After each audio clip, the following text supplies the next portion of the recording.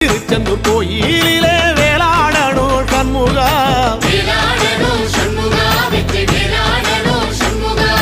பிள்ளை ஆண்டான் பிள்ளை என வரம் கொடுக்கணும் சண்முகா,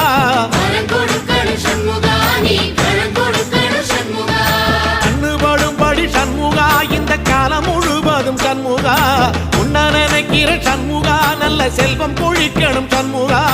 சொன்ன வரங்களை அள்ளி கொடுக்கிற கொடை வள்ளலே சண்முகா, கோடி வணக்கம் சண்முகா, பல கோடி வணக்கம் சண்முகா.